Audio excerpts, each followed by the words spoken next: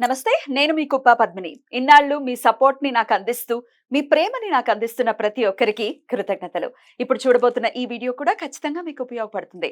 Like, share and subscribe చేసి మీ ఇష్టాన్ని, అలాగే మీ సపోర్ట్‌ని నాకందించండి. అలాగే ఈ వీడియో పట్ల మీ అభిప్రాయాన్ని కామెంట్ సెక్షన్‌లో కామెంట్ చేసి నాకు తెలియజేయండి. నమస్తే. నమస్తే. Welcome to our channel. నేను పద్మిని. ప్రస్తుతంతో పాటు ప్రముఖ ఆధ్యాత్మికవేత్త, నారీసేన ఫౌండర్, దత్త ఉపాసకురాలు శ్రీమతి లతా దత్త గారు మనతో పాటు ఉన్నారు. మాట్లాడదాం. నమస్తే అక్క.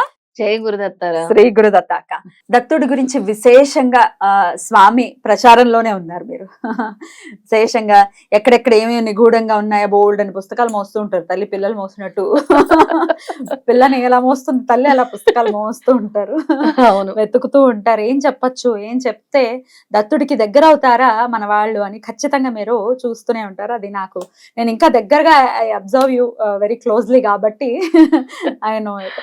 ఎనీవేస్, దత్త స్వామిని తిప్పుతూ ఉంటే చాలా ఆనందంగా ఉంటుంది. అదే ఆయన ఫోటోలు, ఆయన పుస్తకాలు, శ్రీపాదుడిది చరితామృతం గాని అలా నాకు చాలా ముద్దుగా అనిపిస్తుంది. ఒక పసిబాలుని తిప్పినట్టే ఊహించుకుంటాను నేను. దత్తుడు చాలా ముద్దుగా ఉంటాడు.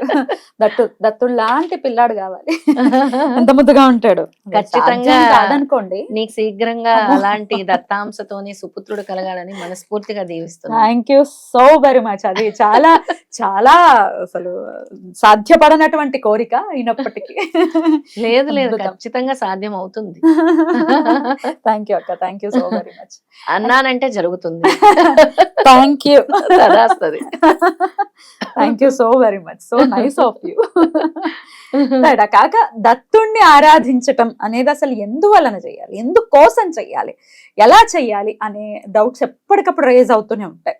అయితే చాలా వరకు మేము తెలుసుకుంటున్నామండి దత్తుడి గురించి అని చెప్తుంటే ఆనందం అనిపిస్తుంది. Okay, very good. వాళ్ళకి స్వామి అనుగ్రహం ఉండాలి. ఎండ్ ఆఫ్ ది డే ఆయన గురించి తెలుసుకోవాలంటే ఆయన అనుగ్రహం ఉంటేనే సాధ్యపడుతుంది. అవును. ఇంకా చాలా మంది మన కొత్త సబ్స్క్రైబర్స్ కూడా ఉన్నారు కాబట్టి దత్త ఆరాధన అసలు ఎందుకు చేయాలి అంటే ఏం చెప్తారు? దత్త ఆరాధన చేసే వాళ్ళకి స్వామి విశేషమైన ఫలితాలు ఇస్తారు. ఎలాంటి ఫలితాలు అని అంటే, భూత ప్రేత పిశాచాదులు కూడా గడగడ, ఎవరి పేరు చెప్తే గడగడగడ వణికిపోతారో ఆయనే దత్తుడు. అంతే. ఎవరి పేరు చెప్తే సమస్త రాక్షస గణాలు వణికిపోతాయో ఆయనే దత్తుడు. ఆయన సర్వ శరణాగతి, ఏ భక్తుడైనా దత్త అని పిలవగానే పరుగు పరుగున వచ్చి నా భక్తుడిని ఎలా సహాయపడాలి, అందుకే ఆయన స్మరణ మాత్రేన సంతుష్టుడు. అందుకే వెంటనే ఆయన నామం ఎక్కడైతే జరుగుతుందో అక్కడ ఆయన ప్రత్యక్షంగా వస్తారు, వివిధ రూపాల్లో వస్తారు.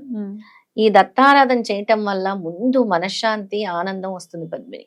ఎక్కడ లేని మనశ్శాంతి అంటే, నీ జన్మ జన్మల నుంచి పేరుకుపోయిన పాప కర్మలు, ఎన్నో జన్మల నుంచి పేరుకుపోయిన పాప కర్మలు పటాపంచలు ఎలా అవుతాయంటే దత్తారాధన వల్ల అవుతాయి.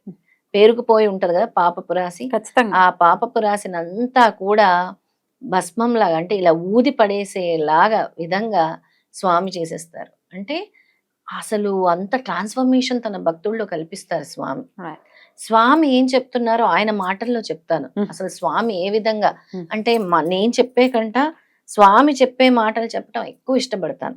ఆయన ఏం చెప్తున్నారు అని అంటే, దత్తుడు ఫోటోలు వేయబ్బా ఇక్కడ చెప్తూ, కాల స్వరూపము నా అధీనమై ఉన్నది, నన్ను ఆరాధించు వారికి కాల పురుషుడు సదా అనుకూలించుచుండును. కాలపురుషుడు ఇప్పుడు మనకి ఎలాగ కాలానికి అనుగుణ కలిపురుషుడు అంటాం మనం.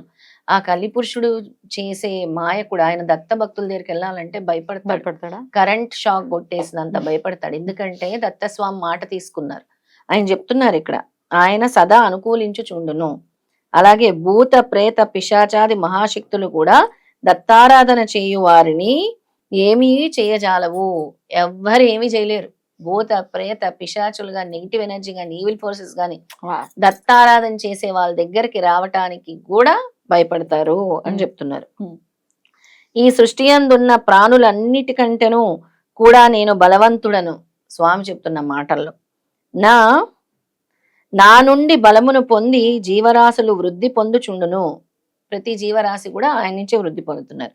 గర్వముచే మధోన్మత్తులైన ఎడల, అంటే ఆయన గర్వం అనేది అస్సలు పనికిరాదు దత్త భక్తులకి. నేను ఎడల వారి అందున్న నా బలమును ఉపసంహరించేదను. ఆ బలంని నేను లాగేసుకుంటాను.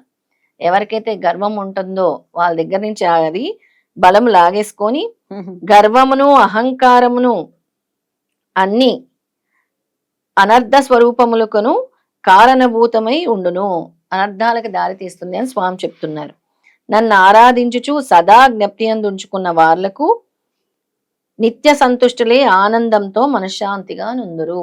నేను ఏదైతే మనశ్శాంతి ఆనందం అని చెప్పానో స్వామి అలా ఉంటారని చెప్పారు. ఇంకా ఏంటంటే మన దశమహావిద్యలు చేస్తే ఎటువంటి ఫలితం వస్తుందో శ్రీపాద శ్రీవల్లభ స్వామిని ఆరాధిస్తే అంతటి ఫలం, సేమ్ ఫలితం వస్తుంది అని మన దత్త పురాణం చెప్తుంది. శ్రీపాద శ్రీవల్లభ చరిత్రలో కూడా ఉంది, ఇక్కడ కూడా ఉంది, చెప్తున్నాను నేను. శ్రీ అనగాదేవి సమేతుడైన అనుగుడు శ్రీపాద శ్రీవల్లభ రూపమున భూమిలో అవతరించి ఉన్నాడు. జీవరాశుల భౌతిక, మానసిక, ఆత్మిక చైతన్యములకు చాలా సన్నిహితుడే ఉన్నాడు. అతడు స్మతృగామి, పిలిచిన వెంటనే పలికెడు స్వభావము కలవాడు. తన భక్తుల ఆశ్రితులు కష్టములను రూపుమాపి ఇహపర సుఖములను ఇయ్యగల సమర్థుడు దత్తుడే, శ్రీపాదుడే. దశమహావిద్యలను ఆరాధించడం వలన కలుగు ఫలమును శ్రీపాద శ్రీవల్లభ స్వామి రూపమున అవతరించిన దత్తుని ఆరాధించడం వలన వెంటనే కలుగును. దశమహావిద్యల ఆరాధన చేయలేము, చేయకూడదు అంటున్నారు. అలాంటిది శ్రీపాదులు వాళ్ళని ఆరాధిస్తే, శ్రీపాద స్వామిని ఆరాధిస్తే వెంటనే దశమహావిద్యలు చేసిన ఫలితము కలుగుతుంది అని క్లియర్ గా చెప్తున్నారు.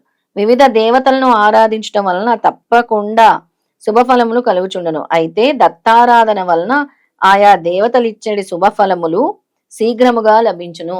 వేరే మీరు ఏ దేవుణ్ణి పూజిస్తే వస్తాయో రావు తెలియదు, కానీ దత్తారాధన చేయటం వల్ల చాలా అతి శీఘ్రముగా ఫలితం వస్తుంది. మీరు ఏదైనా అనుకున్నారు, ఏదైనా వ్యాధి నుంచి బయటపడాలి, ఏదైనా కష్టం నుంచి బయటపడాలి, ఏదైనా జరగాలి, అతి శీఘ్రముగా ఎవరైనా చేస్తారు అంటే అది దత్తుడే, ఎటువంటి ఫలితాన్నైనా. దత్తుడు సర్వదేవతా స్వరూపుడు, చతుర్యుగ అవతార సమాప్తి లేని మహా అవతారమైన కారణమున ఇది సులభ సాధ్యమై ఉన్నది. అందుకే దత్త నామం కంట సులభ సాధ్యమైనది ఏమీ లేదు. అయితే అలాంటి అద్భుతమైన ఫలితం ఇంకేం చెప్పారంటే పద్మిని, 33 కోట్ల దేవగణాలు కూడా దత్త ఆరాధన వల్ల సంతృష్టి చెందుతాయి.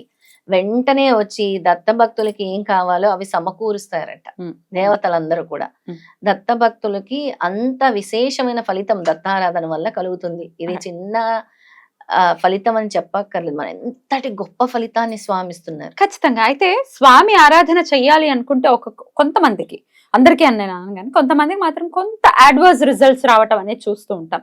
ఏదో ఒక అపశకనం ఏదో జరగటమో, లేకపోతే అప్పుడే ఏదైనా శౌచం రావటమో, ఇట్లాంటివి ఏవో జరుగుతుంటాయి. ఇది దేనికి సంకేతం? అయితే దీనికి ఏంటి అంటే చెప్పాను కదా, జన్మల నుంచి వాళ్ళకి పేరుకుపోయి ఉన్న ప్రారబ్ధ కర్మ, సంచిత కర్మలు అంత తొందరగా అవి కర్మలన్నీ కూడా పరిపక్వం అయ్యే సమయంలోనే దత్తుడు మీకు పరిచయం అవుతారు. అంతవరకు మీరు దత్త చరిత్ర చదవలేరు, దత్త క్షేత్రాలకు వెళ్ళలేరు, దత్తుడు గురించి వినలేరు. ఈ సిద్ధమంగళ స్తోత్రం అనేది ఇప్పటికీను చాలా మంది భక్తులకి తెలియదు. ఇంకా మాకు తెలియదండి, ఇప్పుడు తెలుస్తుంది, ఇంకా మాకు తెలియదండి, ఇప్పుడే తెలుస్తుంది అని అంటే, నేను అందుకే ఈ సిద్ధమంగళ స్తోత్రము పోయిన సంవత్సరం 108 ఇళ్ళు చేశాను. మళ్ళీ ఈ సంవత్సరం 54 ఇళ్ళు సంకల్పం పెట్టుకున్నాను. ఇంకా స్వామి దయ అది. ఎందుకు అని అంటే స్వామి నన్ను ప్రేరేపిస్తున్నారు, నువ్వు చేయి, ప్రచారం చేయి. అందుకే పద్మిని ఈ సంవత్సరం సిద్ధమంగళ స్తోత్రం 54, అలాగే అనగాస్వామి అనగాలక్ష్మి పూజ ఒక 54, అలాగే అఖండ సప్తాహ సామూహిక గురుచరిత్ర పారాయణం అయితే కంటిన్యూ అవుతూనే ఉంటుంది. అది ఎప్పుడు ఎవరిని అయినా పిలవని దత్తుడు చేతిలో పెట్టాను. ఇప్పటి వరకు 18 ఇళ్ళు అయ్యాయి. అద్భుతం. ఇంకా ఆయన దయ, దాని ప్రకారం వెళ్తూ ఉంటాం.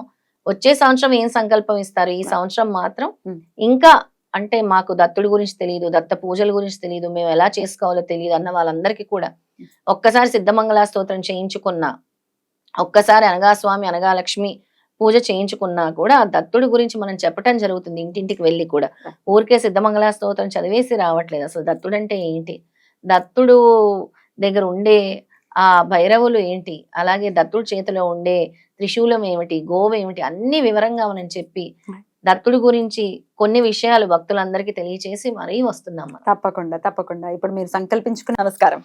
జయ గురుదత్త. జయ గురుదత్త.